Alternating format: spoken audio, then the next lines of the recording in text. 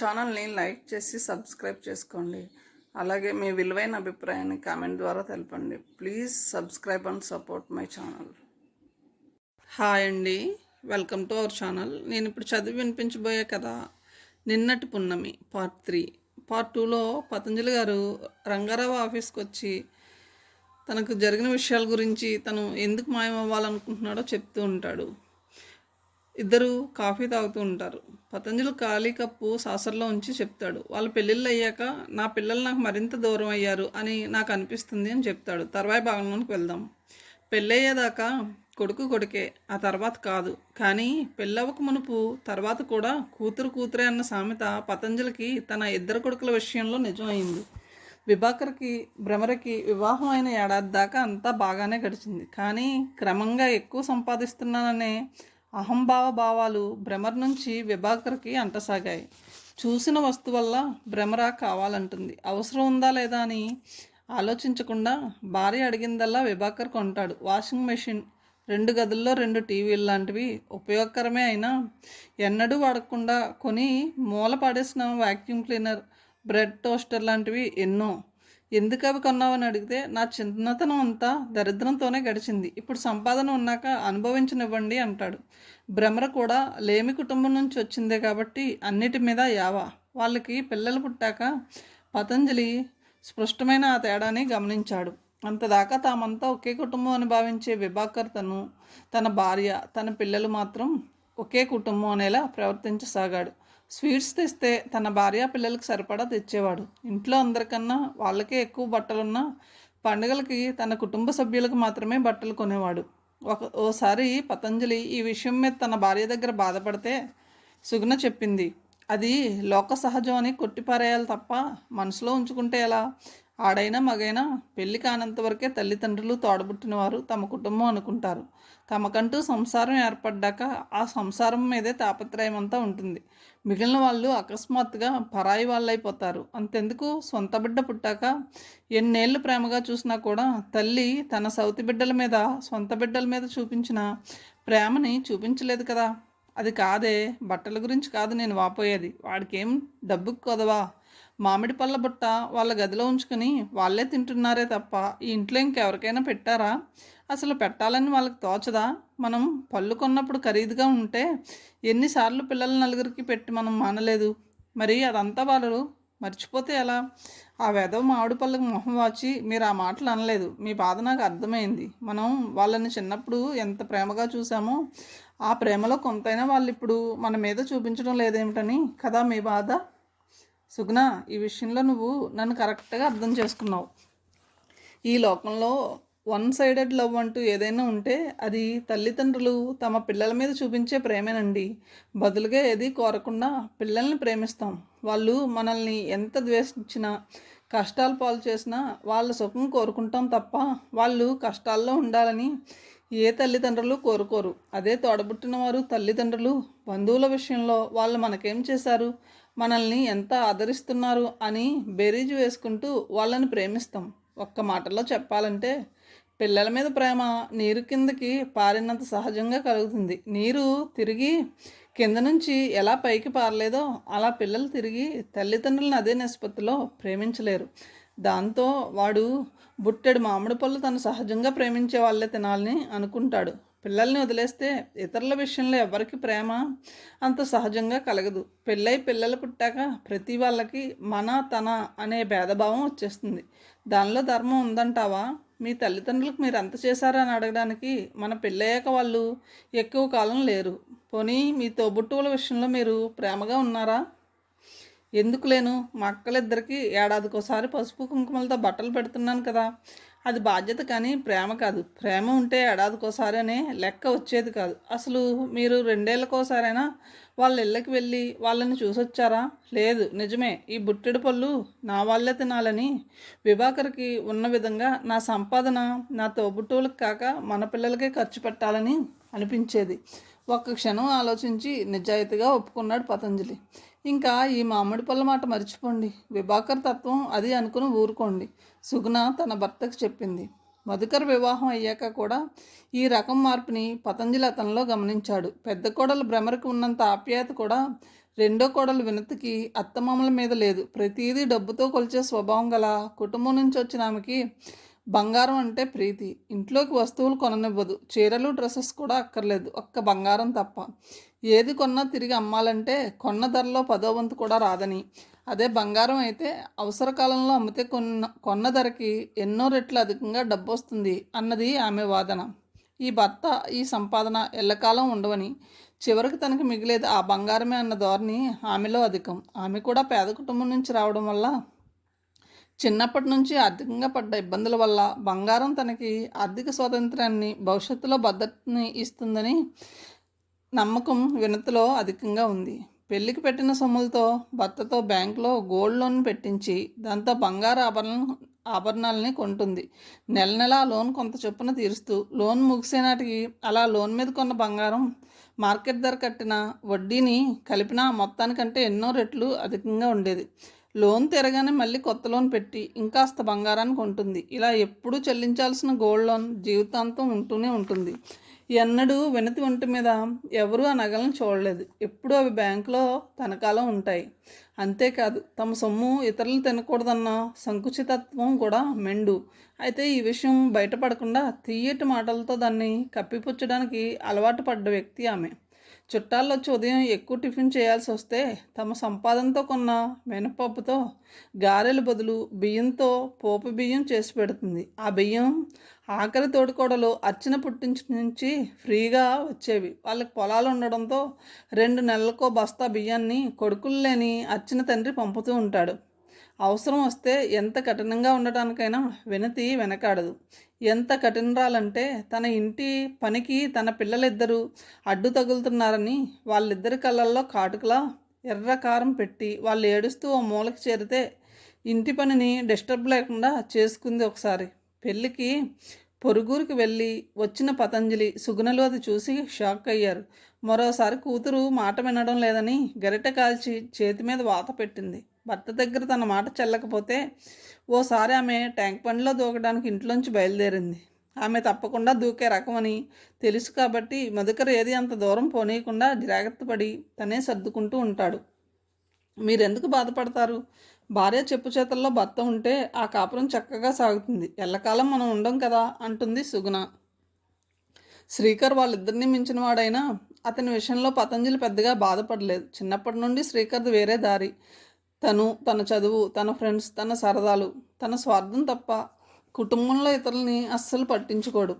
ఓసారి విభాకర్కి 105 జ్వరం. ఇంట్లో అందరికీ కంగారుగా ఉంది. ఐస్ బ్యాగ్లో ఐస్ అయిపోతే సైకిల్ మీద మామయ్య వాళ్ళ ఇంటికి వెళ్ళి వాళ్ళ ఫ్రిడ్జ్లోని ఐస్ క్యూబ్స్ తీసుకురమ్మని సుగుణ శ్రీకర్ని పురమాయించింది. అది కూడా నిమిషాల పనే. అయితే శ్రీకర్, క్రికెట్ చూస్తున్నానమ్మా, మంచి పట్టులో ఉంది, నువ్వే నడిచి వెళ్ళి తీసుకురా అని అన్న ఆరోగ్యం మీద ఎలాంటి అర్థుద్దా లేకుండా కులాసాగా క్రికెట్ని చూశాడు. ఎలాంటి వాడు మనకు పుట్టాడు? ఇలా ఇంట్లో వాళ్ళ మీద ప్రేమ లేకుండా ఉండగలగడం అసలు వీడికి ఎలా సాధ్యం? పొద్దున్నుంచి మనం ఎంత సతమతం అవుతున్నా అసలు వీడు ఒక్కసారి కూడా గదిలోకి వచ్చి పెద్దాడికి ఎలా ఉందని చూడడే నివ్వెరపోయాడు పతంజలి.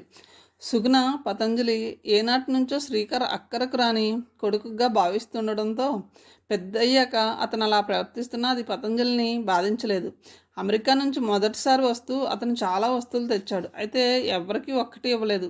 వెళ్లే ముందు ఇచ్చి వెళ్తాడని ఎదురు చూసిన అందరికీ నిరాశే. ఆఖరికి పిల్లలకు చాక్లెట్స్ కూడా ఇవ్వలేదు. తిరిగి ప్రయాణం అవుతున్న శ్రీకర్తో ఉండబట్టలేక పతంజలి అన్నాడు, ఆ సామాను మళ్ళీ వెంట తీసుకెళ్లేటట్లయితే అసలు ఎందుకు తెచ్చినట్లురా? ఏ సామాను? అదేరా, mini tape recorder, camera, hair dresser, shaving cream లాంటివి చాలా తెచ్చావుగా. అవా? అన్నీ అమ్మడానికి తెచ్చాను. నేను కొన్నదానికన్నా ఎక్కువ లాభమే వచ్చిందన్న. నా ట్రిప్కి అయిన ఖర్చులో కొంత రాబట్టాను.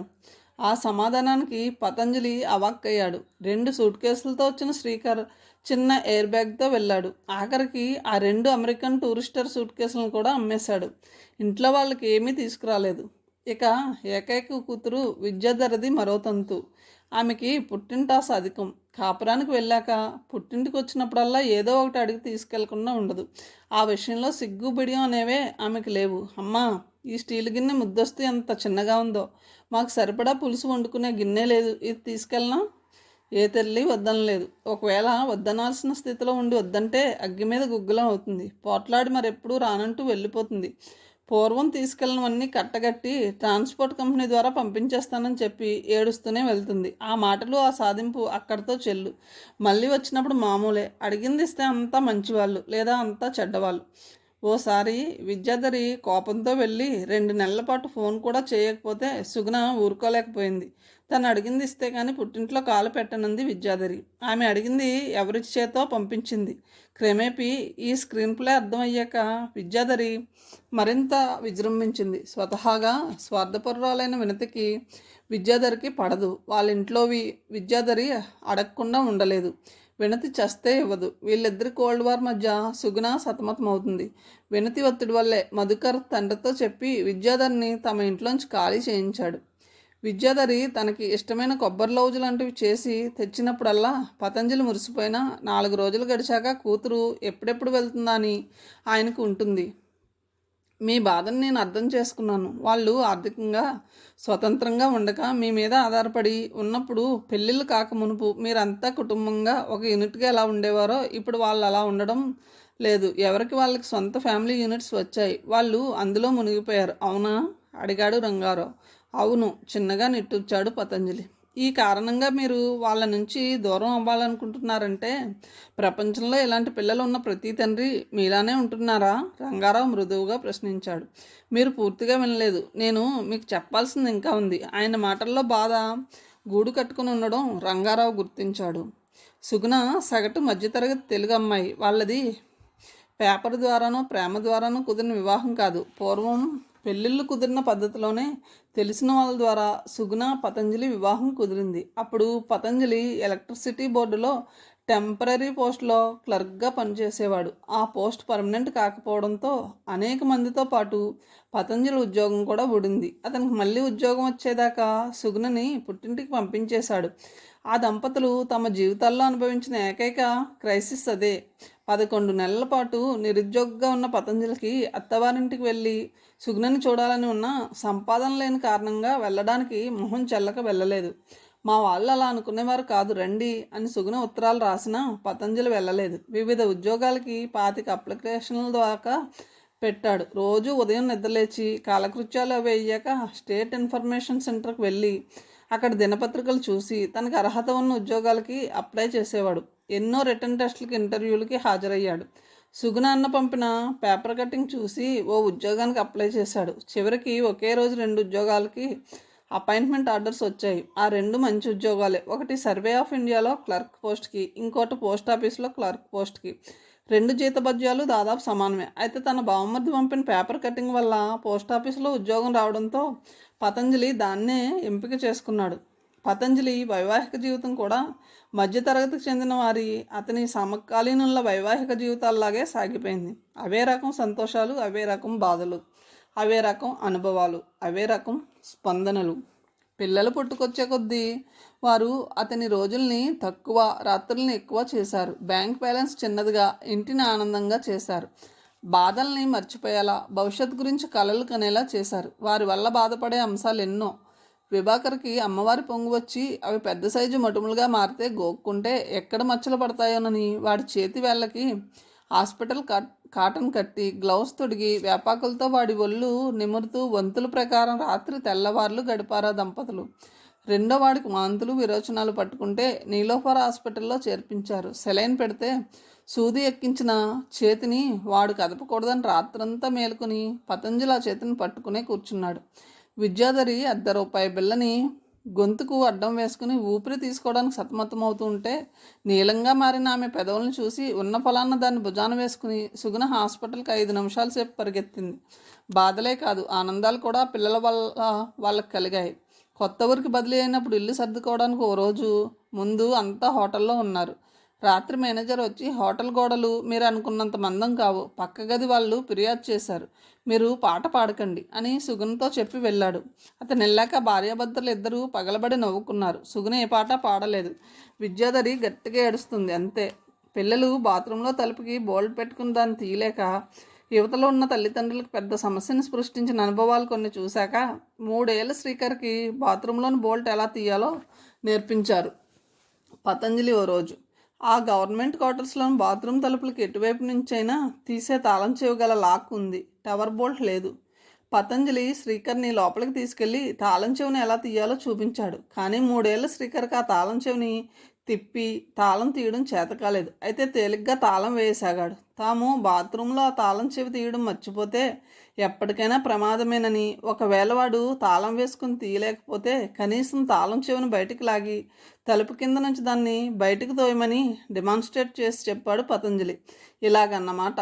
శ్రీకర్కి అలాంటప్పుడు ఏం చేయాలో అర్థం అవడంతో పతంజలి తృప్తి పడ్డాడు. కానీ సుగుణ చెప్పింది, తాము ముగ్గురు ఇప్పుడు తాళం వేసిన బాత్రూంలో చిక్కుకున్నామని. తాళం చెవి తలుపు అవతల పడింది. దాన్ని తీసుకోలేక పెద్ద పిల్లలిద్దరూ స్కూల్ నుంచి అన్నానికి ఇంటికి తిరిగి వచ్చేదాకా 1.5 పాటు ఆ బాత్రూంలో ఉండిపోయారు. ఆ సంఘటనకి పతంజలితో పాటు రంగారావు కూడా నవ్వాడు. ఇద్దరికీ నవ్వు ఆగాక మళ్ళీ చెప్పసాగాడు పతంజలి. బేదవాడి నుంచి కోటీశ్వరుడు దాకా ఎవడైనా భర్త అన్నవాడు ఏదో ఒక విషయానికి భార్య మీద ఆధారపడకుండా ఉండలేడు. సగటు మధ్యతరగతి భర్త భోజనానికి భార్య మీదే ఆధారపడవలసి వస్తుంది. మగాళ్ళ ఈ బలహీనత భార్యలకు తెలుస్తుందనుకుంటా. కోపం వస్తే వంట చేయకపోవడం ద్వారానో పుట్టింటికి వెళ్ళిపోవడం ద్వారానో మగాళ్ళు తమ మీద ఎంత ఆధారపడి ఉన్నారో చెప్పకనే చెప్తూ ఉంటారు. క్రమేపీ తనకి తెలియకుండానే మగాడు తన భార్య మీద ఇలా ఎన్నో విషయాల్లో ఎంతగా ఆధారపడతాడో ఆమెను మిస్ అయినప్పుడు కానీ తెలుసుకోలేడు. ఇంట్లో అంతా రొటీన్గా సుఖంగా సాగిపోతుంటే అంతా తన భార్య వల్లే సజావుగా జరుగుతుందని అప్పుడు తెలీదు. నిజమే, మా నాన్నగారు అంటుండేవారు, భర్త ముందు పోతే భార్య సుఖపడుతుందట, భార్య ముందు పోతే భర్త కష్టపడతాడట. భర్త పోతే భార్య డైలీ రొటీన్లో ఎలాంటి మార్పు ఉండదు, అన్నీ తానే చేసుకోగలదు. కానీ భార్య పోయిన వంట రాని భర్తకి భోజనం ప్రాబ్లం అవుతుంది. ఎన్నో పనులు తనే చేసుకోవాల్సి వస్తుంది. వంట మనిషిని పెట్టుకున్న దుబారా దొంగతనం తప్ప సుఖం ఉండదు. భార్య బ్రతికున్నప్పట్లా ఒద్దిగ్గా ఏదీ సాగదు. పతంజలి చెప్పేదాంతో రంగారావు ఏకీభవించాడు. సుగుణ బతుకున్నప్పుడు నాకు లేని ఎన్నో కొత్త సమస్యలు ఆ తర్వాత వచ్చి పడ్డాయి.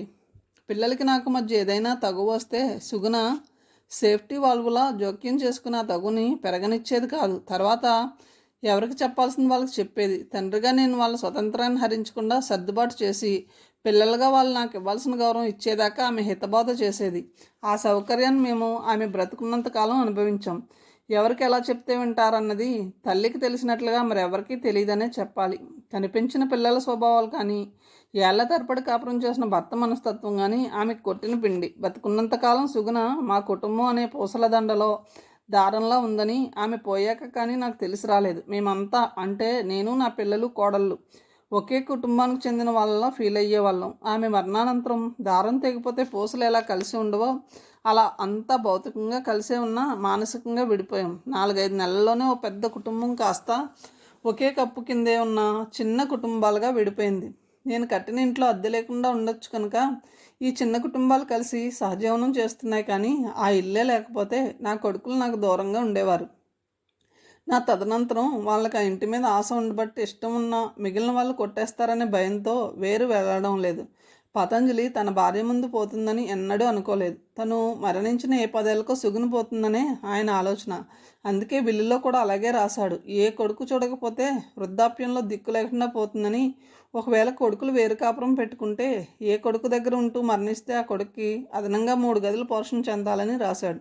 అది తల్లిని తమ దగ్గర ఉంచుకోవడానికి వాళ్ళకి ఇన్సెంటివ్గా ఉంటుందని పతంజలి ఆలోచన. సుగుణ మరణం ఆయనకు పెద్ద షాక్. తన 54వ ఏట సుగుణకి జ్వరం వచ్చింది. అదే తగ్గిపోతుందని 2 రోజులు డాక్టర్ దగ్గరికి వెళ్లకుండా నిర్లక్ష్యం చేసింది. 3వ రోజు కూడా తగ్గకపోవడంతో క్రోసిన్ వేసుకుంది. మర్నాడు డాక్టర్ దగ్గరికి వెళ్ళాలనుకుంది. ఆ రాత్రి జ్వరం క్రమంగా ఎక్కువ కాసాగింది. అది గమనించేసరికి టెంపరేచర్ 105కి చేరుకుంది. హాస్పిటల్కి తీసుకెళ్తూ ఉండగా దారిలో కడుపు నొప్పితో లొంగ చుట్టుకుపోయింది. 2 రోజులు ఇంటెన్సివ్ కేర్ యూనిట్లో ఉంచారు. అయినా లాభం లేకపోయింది. క్రోసిన్ వికటించి ఇంటర్నల్ హెమరేజ్ బాగా జరిగిందని డాక్టర్ చెప్పాడు. వాళ్ళు చేసిన ప్రయత్నాలేం ఫలించలేదు. ఐసీయూలోనే మరణించింది. సుగుణ హఠాత్ మరణాన్ని పతంజలి చాలా కాలం జీర్ణించుకోలేకపోయాడు. మళ్ళీ ఇద్దరికి టీ వచ్చింది. అది తాగాక పతంజలి రంగారావుని అనుమానంగా అడిగాడు, నేను చెప్పేది బోర్గా ఉందా? రంగారావు తన చేతిలోని సిగరెట్ బటన్ని యాస్ట్రేలో నలిపేశాడు. ఇద్దరి మధ్య కొద్దిసేపు నిశ్శబ్దం.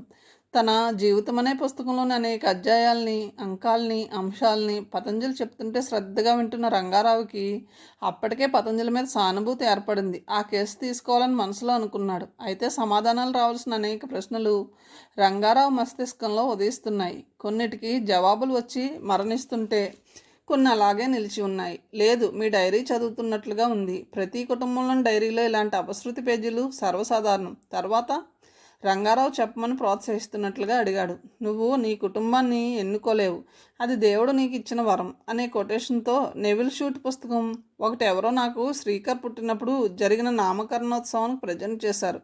ఆ పుస్తకం ఎక్కడ పోయిందో ఎలా పోయిందో కూడా నాకు తెలియదు, కానీ ఆ కొటేషన్ మాత్రం గుర్తుండిపోయింది. పిల్లలు చిన్నపిల్లలుగా ఉన్నంత వరకే ఆ కొటేషన్ నిజం అవుతుందని నాకు ఇప్పుడు అనిపిస్తుంది. మా పిల్లలు పెద్దవాళ్ళు అయ్యాక వారి ప్రవర్తన నువ్వు నీ కుటుంబాన్ని ఎన్నుకోలేవు, అది దేవుడిచ్చే శాపమని ఆ కొటేషన్ని అన్వయించుకునేలా ఉంది, పతంజలి చెప్పాడు. చాలా ఇళ్లల్లో జరిగే కథే ఇది, రంగారావు నవ్వి చెప్పాడు. పతంజలి కూడా చిన్నగా నవ్వి మళ్ళీ తను చెప్పేది కొనసాగించాడు. ఏది ఏమైనా ఏ కుటుంబ సభ్యుడైనా గుర్తుంచుకోవాల్సింది ఒక్కటే, తను తన తల్లిదండ్రులను ప్రేమించినా ద్వేషించినా కేవలం వారి ప్రేమే తనని ప్రపంచంలోకి తీసుకువచ్చిందన్నది విమర్శించకూడదు. ఇద్దరు వ్యక్తుల మధ్య గల ప్రేమ వారి ఆగమనానికి నాంది. ఆ తల్లిదండ్రుల కన్నా వెనుకటి తరాలకు వెళ్తే రెండు జతల వ్యక్తుల మధ్య గల ప్రేమ వాళ్ళని లోకానికి తెచ్చిందని గుర్తుంచుకోవాలి. వాళ్ళు అమ్మమ్మ తాతయ్య, నానమ్మ తాతయ్యలు. ఓ ఆడ ఓ మగ ఒకరినొకరు ప్రేమించుకోకపోతే అసలు ఎవరి తల్లిదండ్రులు ఈ లోకంలోకి రారు కదా. ఆ విధంగా చూస్తే 4 జతలు అంటే 8 మంది వ్యక్తుల ప్రేమ నీ అమ్మమ్మ తాతయ్య, నానమ్మ తాతయ్యల ద్వారా నువ్వు ఈ ప్రపంచంలోనికి రావడానికి దారితీసింది. వాళ్ళు 4 ముత్తాతలు, 4 ముత్తవ్వలు. ఇలా వెనక్కి వెళ్తూ చూస్తే అంటే 16 గ్రాండ్ పేరెంట్స్. అంతకు వెనక్కి వెళ్తే 32 గ్రాండ్ పేరెంట్స్ మధ్య గల ప్రేమనే దానికి కారణం అవుతుంది. సగటున ఇలా ఒక జనరేషన్ మధ్య గల గ్యాప్ 25 ఏళ్ళుగా తీసుకుంటే కేవలం 500 ఏళ్లలో ఈ ప్రపంచంలో 10,48,576 మంది మనుషులు జంటలుగా ఒకరినొకరు ప్రేమించుకోబట్టే ఈ ప్రపంచంలో మనం పుట్టగలిగాం. ఇంత చాంతాడంత హిస్టరీ ప్రతి మనిషి పుట్టుకకి ఉంటుంది. What a long background of love. ఇంత లాంగ్ లవ్ స్టోరీ కలిగిన తమ ప్రేమతో నిన్ను పుట్టించిన నీ పేరెంట్స్ని డబ్బు, అహం లేదా మరేదైనా కారణం కోసం ప్రేమించడం నువ్వు ఎలా మానుకోగలిగావు? ద్వేషించడం ఎలా నేర్చుకున్నావు? పతంజలి అది ఎంతో ఎమోషనల్గా చెప్పడంతో చివర్లో మాటలు ఉచ్చరించడానికి తడబడ్డాడు. ఆయన కళ్ళు స్వల్పంగా తడి అవ్వడం రంగారావు గుర్తించాడు. ఆ మాటల వెనుక ఉన్న బలమైన ఎమోషన్ని, సెంటిమెంట్ని రిసీవ్ చేసుకోగలడంతో అతను మానసికమైన స్పందనకు గురయ్యాడు. దాంతో ఇద్దరు ఆ ఎమోషన్లోంచి తేరుకోవడానికి కొద్దిసేపు ప్రయత్నిస్తూ మౌనంగా ఉండిపోయారు. భార్యాభర్తల మధ్య పోట్లాట్లు ఉన్న చివరికి పోట్లాట్లు కొట్టుకుపోయి మిగిలేది ప్రేమే. కానీ పేరెంట్స్కి పిల్లలకి మధ్య ఈక్వేషన్ చిత్రంగా అలా అప్లై కాదు. మీ మాటలకు అడ్డొస్తున్నానని అనుకోకండి, మీరు చెప్పింది అక్షరాల నిజం. పూర్వం ఆదాయం కుటుంబ సభ్యుల మధ్య గల ప్రేమకి అడ్డు వచ్చేది కాదు, కానీ నేడు ఆదాయం కుటుంబ సభ్యుల మధ్య గల ప్రేమని ప్రభావితం చేసే రోజుల్లో ఉన్నాం మనం. ఉద్యోగంలో వచ్చే దాంతో పూర్వం సొంతిల్లు, సైకిల్ ఏర్పరచుకున్నాక మిగిలిన బంగారానికో లేదా కుటుంబ సభ్యుల అవసరాలకో ఖర్చు చేసేవారు. అంతకు మించి ఏది కొనాల్సిన అవసరం లేని రోజులు అవి. కానీ ఇప్పుడు సొంతిల్లు, car, fridge, computer, colour TV, cell phone, washing machine, music system, farm house, క్లబ్లో మెంబర్షిప్, ఈనాడు వచ్చే ఆదాయం కన్నా జీవితాంతం ప్రలోభ పెట్టే ఖర్చులే అధికం. దాంతో తమ ఆదాయాన్ని తమ పిల్లలతో తప్ప తోడబుట్టిన వాళ్ళతో కానీ తల్లిదండ్రులతో కానీ పంచుకోవడానికి నేడు చాలామంది సిద్ధంగా లేరు. ఏ ఒక్కటి మిస్ అయినా జీవితంలో ఎంతో ఆనందం కోల్పోతున్నామన్న భ్రమలో జీవిస్తున్నాం. వాటి కొనుగోలు శక్తికి చేరువ అవ్వాలనే చూస్తున్నారు, కానీ తమ కుటుంబ సభ్యుల హృదయాలకి చేరువ అవ్వాలని అనుకోవడం లేదు. ఇది చాలా కుటుంబాల్లో చూశాను. అమెరికాలో కూడా ఇదే ఫందా. అయితే మనకన్నా ఈ విషయంలో వాళ్ళు ఇంకో స్టెప్ ముందున్నారు. పిల్లల చదువుల కోసం కూడా ఖర్చు చేయకుండా వాళ్ళు తమ స్వార్థానికే తమ ఆదాయాన్ని వినియోగించుకుంటున్నారు. అవకాశాలు ఉన్నాయి కనుక అక్కడ 14-16 ఏళ్ళు దాటిన పిల్లలు సంపాదించుకుంటూ తమ చదువుకు తామే అర్జిస్తున్నారు. దాంతో వృద్ధాప్యంతో ఉన్న తల్లిదండ్రులను పోషించాలన్న బాధ్యతని అక్కడ పిల్లలు ఫీల్ అవ్వకపోవడంతో వారు ఓల్డ్ ఏజ్ హోమ్స్లో చేరాల్సి వస్తుంది. మనం కూడా దాదాపు అంటే ప్రయాణిస్తున్నామని నాకు ప్రస్తుత మనుషుల సైకాలజీని బట్టి అనిపిస్తుంది. అవును, ఎక్కడ మెటీరియలిస్ట్ సొసైటీ బలపడుతుందో అక్కడ ప్రేమరాహిత్యం ఆరంభం అవుతుంది. పతంజలి ఒప్పుకున్నాడు. It's a sad story. Yes, బయటికి కనపడకుండా విస్తరిస్తున్న sad story like the bull, Patanjali చెప్పాడు. అర్థం కాని రంగారావు ప్రశ్నార్థకంగా చూశాడు. నా చిన్నప్పుడు మా తెలుగు పంతులు గారు చెప్పారు కదా, ఓ పిల్లవాడికి అతని తండ్రి ఒక లేగదోడిని ఇచ్చాడట. రోజు దాన్ని శుభ్రంగా కడిగి భోజనం పెట్టి ఓసారి నెత్తి మీదకి ఆ దూడని ఎత్తుకోవాలన్న షరతు పెట్టి దాన్ని ఇచ్చాడు. ఆ పిల్లవాడు పెరిగి పెద్దవాడయ్యే కొద్దీ ఆ దూడ కూడా సహజంగానే పెద్దది అవ్వసాగింది. దాంతో రోజు మరో అరకిలో దాకా ఎక్కువ బరువుని ఎత్తసాగాడు ఆ పిల్లవాడు. ఆ పిల్లాడికి 15 ఏడు వచ్చేసరికి అలా పూర్తిగా ఎదిగిన ఎద్దుని ఎత్తుకోగలుగుతున్నాడట. ఇది ఎలా సాధ్యపడిందన్నది, ఆ శక్తి అతనిలో ఎలా ఉద్భవించిందన్నది కొత్త వాళ్ళంతా అతన్ని ఆశ్చర్యంగా చూసేవారు. మన సొసైటీలో కూడా ఇలాగే బయటికి స్పష్టంగా కనపడకుండా తల్లిదండ్రులు వాళ్ళ పిల్లల మధ్య దూరం పెరిగిపోతుంది, పతంజలి చెప్పాడు. సెక్రటరీ ఇద్దరికి చెరో గ్లాస్తో కొబ్బరి నీళ్ళు తెచ్చింది. దాన్ని తాగుతున్నంతసేపు ఇద్దరు మౌనంగా ఉండిపోయారు. That is that. నేను ఎందుకు మా కుటుంబ సభ్యుల మధ్య నుంచి మాయం అవ్వాలని అనుకుంటున్నానో మీకు అర్థమైంది అనుకుంటాను. ఖాళీ గ్లాసును పక్కన పెట్టి పతంజలి చెప్పాడు. పూర్తిగా తల ఊపుతూ రంగారావు జవాబు చెప్పాడు. ఇందాక మీరు మాట అన్నారు, మీ క్లయింట్ మాయం అవ్వడానికి గల కారణం మీకు అంగీకారం అయి ఉండాలని చెప్పారు. ఈ కారణం మీకు అంగీకారమే అనుకుంటాను, పతంజలి ప్రశ్నించాడు. పూర్తిగా. Thank God. ఈ కారణాన్ని మీకు కరెక్ట్గా చెప్పగలుగుతానో లేదోనని భయపడ్డాను. చెప్పినా మీరు అర్థం చేసుకుంటారో లేదా సిల్లిగా కొట్టిపారేస్తారో అని కూడా భయపడ్డాను, పతంజలి చిన్నగా నిట్టూర్చి చెప్పాడు. మాయం అవ్వాలనుకుని నా దగ్గరికి వచ్చే క్లయింట్స్కి ఉండే కారణాలు వేరేగా ఉంటాయి. ప్రేమ, పెళ్ళి, అప్పులు, ఆస్తి తగాదాలు, శత్రుత్వాలు, ద్వేషం, రాజకీయాలు, ఇలా. కానీ కుటుంబ సభ్యుల కారణంగా ఇలా ఇంతవరకు ఎవ్వరూ రాలేదు, రంగారావు సానుభూతిగా చెప్పాడు. పిల్లల విషయంలో నేను ఒకటి గమనించాను. 4 ఏళ్ల పిల్లాడు మై మమ్మీ సేస్ అంటాడు. వాడు ఎల్కేజీకి వెళ్ళడం ఆరంభించాక టీచర్ సేస్ అంటాడు. పై క్లాస్లోకి వచ్చాక మై ఫ్రెండ్ సేస్ అంటాడు. కాలేజీకి వచ్చాక ఐ సే అంటాడు. ఉద్యోగంలో చేరాక హూ సేస్ అంటాడు. పతంజలి నవ్వుతూ చెప్పేది రంగారావు చిరునవ్వుతో విన్నాడు. ఇప్పుడు చెప్పండి, ఏ రోజు నేను మాయం అవ్వచ్చు? ముందస్తుగా మేము మీ గురించి ఎంక్వైరీ చేసి చట్టానికి వ్యతిరేకమైన ఇంకే కారణాలు లేవని రూఢీ చేసుకోవాలని మీకు ఇందాకే చెప్పాను అనుకుంటా. అవును, చెప్పారు. Let me work on that. అందుకు 4-5 రోజులు పడుతుంది. ఆ తర్వాత నేనే మీకు ఫోన్ చేస్తాను. మిగిలిన విషయాలు ఆ తర్వాత మాట్లాడుకుందాం. అలాగే. ఇక మా పేమెంట్ గురించి అడ్వాన్స్గా 5,000 రూపాయలు చెల్లించండి. ఎంక్వైరీ అయ్యాక ఈ కేసు మేము తీసుకుంటే మిమ్మల్ని ఎక్కడ రీలొకేట్ చేయాలి, ఎలా చేయాలన్న దాని మీద తర్వాత ఎంత పే చేయాలో చెప్పగలుగుతాను. ఎక్కడ ఎలా అన్న దాని మీద ఆ పేమెంట్ ఆధారపడుతుంది. సుమారుగా నేను ఎంతకీ ప్రిపేర్ అయ్యి ఉండాలి, పతంజలి ప్రశ్నించాడు. 30,000 నుంచి 1,50,000 దాకా. ఇంత దాకా ఇండియాలో రీలొకేట్ చేయడానికి మేము తీసుకున్న మ్యాక్సిమం పేమెంట్లు అవి. అంతకన్నా ఎక్కువ కావచ్చు, లేదా తక్కువ కూడా కావచ్చు. అలాగే. పలానా చోటుకు వెళ్ళాలని మీకు ఏమైనా డెఫినెట్ ఐడియా ఉందా, లేక మీరు మాయమయ్యాక మా చాయిస్ ప్రకారం మిమ్మల్ని ఎక్కడైనా ఉంచొచ్చా, రంగారావు ప్రశ్నించాడు. నాకు ఆ విషయంలో డెఫినెట్ ఐడియా ఉంది. Very good. వివరాలు ఆ అవసరం వచ్చినప్పుడు చెప్తారు కానీ ఇదంతా కాన్ఫిడెన్షియల్గా ఉంటుందిగా, పతంజలి అనుమానంగా ప్రశ్నించాడు. షూర్. ఆ విషయంలో మీకు డౌట్ అక్కర్లేదు. పతంజలి జేబులోంచి 50 రూపాయల కట్ట తీసి రంగారావుకి ఇచ్చి చెప్పాడు. అడ్వాన్స్ ఎంత ఉంటుందని ఊహించి తెచ్చాను. మళ్ళీ ఎప్పుడు కలవను? నేనే మిమ్మల్ని కాంటాక్ట్ చేస్తాను. పేరు, మీ ఫోన్ నెంబర్, అడ్రస్ దీని మీద రాయండి. అతను ఇచ్చిన నోట్బుక్లో పతంజలి ఆ వివరాలు రాశాడు. తర్వాత ఇంకో కాగితం ఇచ్చి దాన్ని నింపమని కోరాడు రంగారావు. అది 6 పేజీల సేఫ్టీలు చేసిన క్వశ్చనీర్. ఒక్కో ప్రశ్న చదువుతూ పతంజలి దాని కింద ఉన్న ఖాళీ స్థలంలో సమాధానాలు నింపసాగాడు.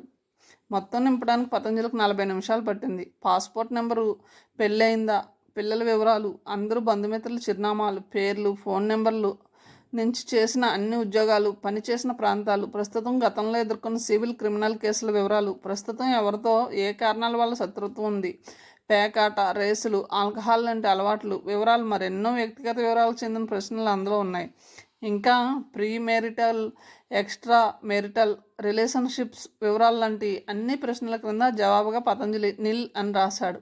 తను పుట్టినప్పటి నుంచి అంతదాకా ఏ ఏ చిరునామాల్లో నివసించింది, ఎక్కడెక్కడ ఉద్యోగం చేసింది కూడా రాశాడు. 25 ఏళ్ల క్రితం కొన్ని చిరునామాలు అతనికి గుర్తులేవు. రంగారావుకి ఆ సంగతి చెప్పాడు. It's all right. మేము గత 3 ఏళ్ల మీద ఎక్కువగా కాన్సన్ట్రేట్ చేస్తాం.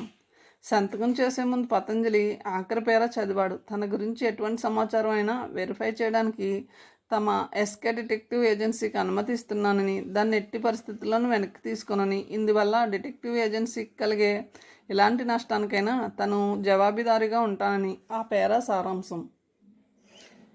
పతంజలి సంతకం చేశాక రంగారావు చెప్పాడు, కంగ్రాట్స్, మీరు మీ కొత్త జీవితం తాలూకు పాస్పోర్ట్ మీద సంతకం చేశారనుకోండి, అది మీ చేతిలోకి అతి త్వరలో వస్తుందని గ్యారంటీ. దాన్ని పూర్తిగా చదివి 1-2 ప్రశ్నలు వేశాడు. తర్వాత పతంజలి చెప్పిన అంశాలు విని రాసుకున్నాక చిన్నగా తల పంకించి చెప్పాడు, I will be in touch.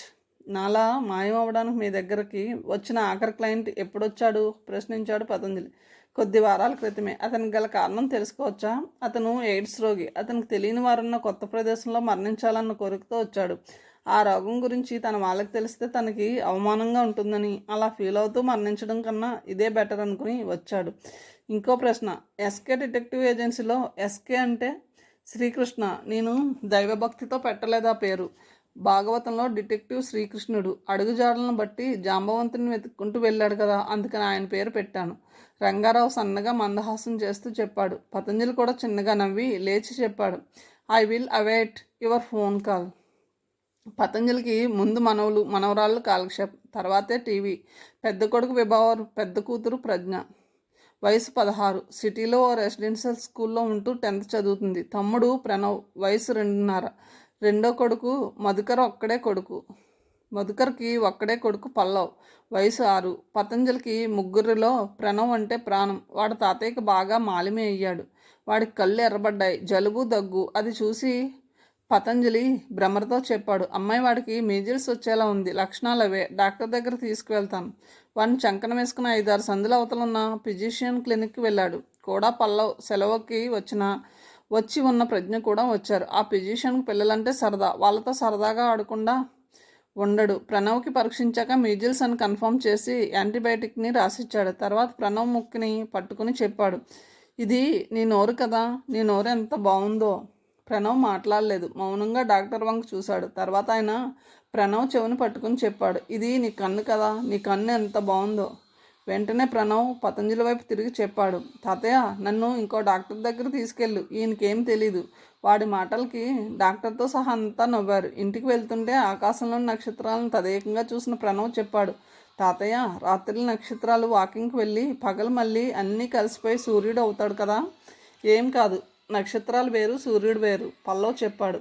Patanjali సన్నగా నవ్వుతూ ఆప్యాయంగా వాడి నెత్తి మీద చిన్నగా తట్టాడు. ఇంటికి వచ్చాక సంగతి తెలిసి విభాకర్ తండ్రితో చెప్పాడు, నువ్వెందుకు మోసుకెళ్ళావు నాన్న, ఆఫీస్ నుంచి వచ్చాక నేను కారులో డాక్టర్ దగ్గర తీసుకెళ్లేవాడినిగా. తండ్రి అయిన ప్రతివాడికి మనవులనే బోనస్ లభించదు, నాకు ఆ బోనస్ లభించింది కాబట్టి ఆ మాత్రం చేయకూడదా? పతంజలి నవ్వుతూ ప్రశ్నించాడు. నిజమే, పిల్లలు పుట్టినప్పుడు కలిగే ఆనందానికి రెట్టింపు ఆనందాన్ని మనవులు తమతో తెస్తారు. వాళ్ళతో గడిపే కాలం టీవీ పరిభాషలో చెప్పాలంటే ప్రైమ్ టైం. ఆట వస్తువులు షాపులు దివాలా కాకుండా నడుస్తున్నాయంటే అందుకు కారణం తాతయ్యలే. తాతయ్య, టీవీలు రాకమునుపు ఎలా ఉండేదో చెప్పవా? పల్లవ్ అడిగాడు. బ్లాక్ అండ్ వైట్ సినిమాలకు నడిచి వెళ్ళి రావడం గురించి, హోటల్లో ఇడ్లీ ప్లేట్ ఖరీదు పావలా గురించి, ఇతర వాళ్ళకి ఫోన్ చేయాలంటే టెలిగ్రాఫ్ ఆఫీస్కి వెళ్ళి ట్రంక్ కాల్ బుక్ చేసి కాల్ వచ్చేదాకా వెయిట్ చేసి అరిచి మాట్లాడడం గురించి, టెలిగ్రామ్లో వస్తే భయపడడం గురించి. పతంజలి పాత విషయాలు చెప్తుంటే ముగ్గురు పిల్లలు ఆసక్తిగా విన్నారు. తర్వాత ప్రణవ్ తన తండ్రి తిరుపతిలో చిన్నప్పుడు తప్పిపోయినప్పుడు సంఘటన చెప్పమని కోరాడు. పిల్లలకు తమ తల్లిదండ్రులు చిన్నప్పటి విషయాలు వినడం మీద ఉండే ఆసక్తి మరి దేని మీద ఉండదు. చాలాసార్లు చెప్పా కదరా, ఇంకొకసారి చెప్పు తాతయ్య. ప్రజ్ఞ కూడా అర్థించింది. మళ్ళీ కొన్ని రోజుల దాకా అడగం తాతయ్య, చెప్పు తాతయ్య. పల్లవ్ కూడా బ్రతిమాలాడు. మీ నాన్న అసలు పేరు గోవింద్. చిన్నప్పుడంతా గోవింద అని పిలిచేవాళ్ళం. వాడికి ఆ పేరు నచ్చగా స్కూల్లో విభాకర్గా మార్పించుకున్నాడు. వాడికి అప్పుడు 6 ఏళ్ళు. అంతా తిరుపతి వెళ్ళాం. తిరుమలలో వెంకటేశ్వర స్వామి గుడికి దక్షిణాన హతీరాం బాబా మఠం ఉంది.